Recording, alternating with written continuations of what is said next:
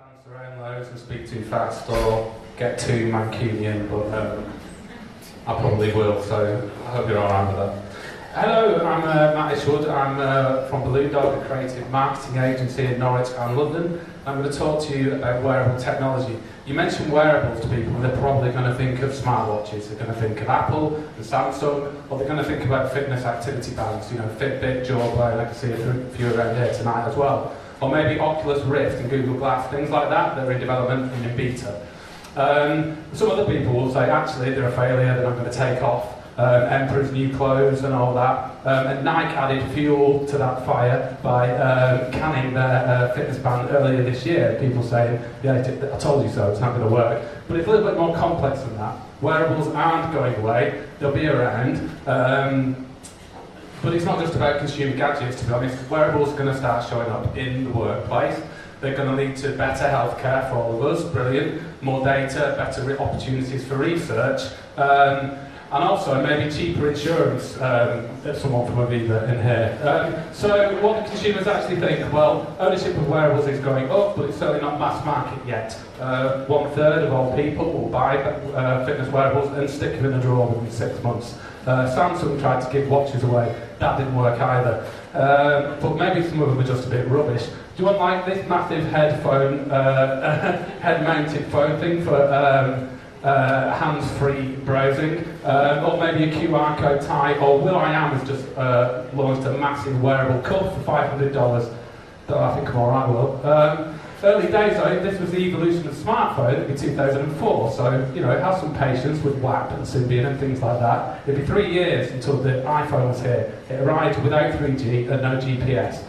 So, what's going to be a hugely successful object of desire? Do you want to have a go? Because all you need to do is have great design, make it life enhancing, with great user experience at a very reasonable cost. There's a brief.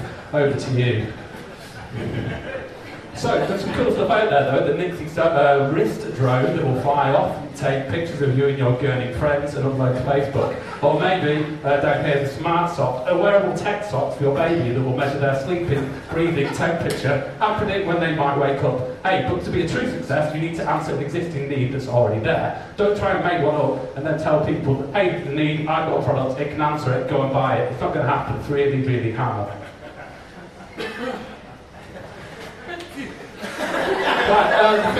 Fitness bands dominate the consumer market at the end of the day, but they really replicate what goes on with your phone and your app, so they really need to create something that's unique, better services, greater user experience, and more integrated. We started doing this already with Apple's Health Kit in iOS 8. Healthcare data and business are going to drive mass market consumer adoption.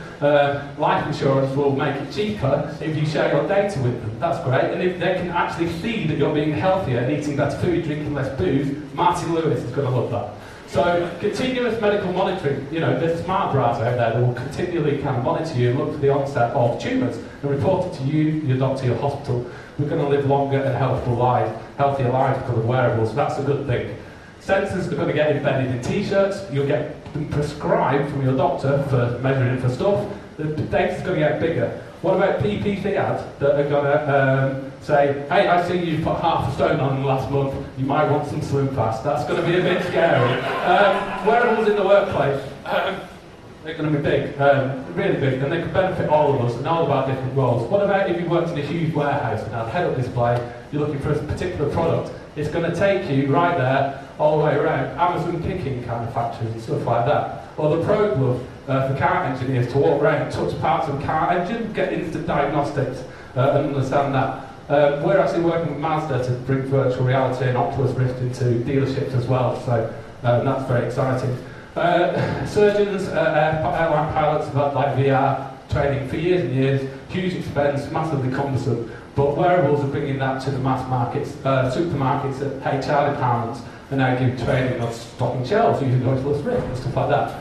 There's going to be loads of challenges. I do work with Aviva as well, huge legacy systems, massive cost for integrating new stuff with back ends, but things like Salesforce have already brought out Wear packages for their CRM platform.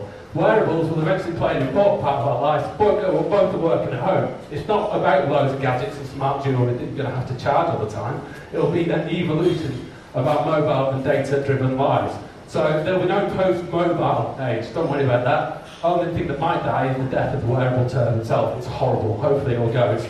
But next January, calorie obsessed Apple Watch, bring it on. It's not going to be the killer device, but I don't care. Viva la evolution!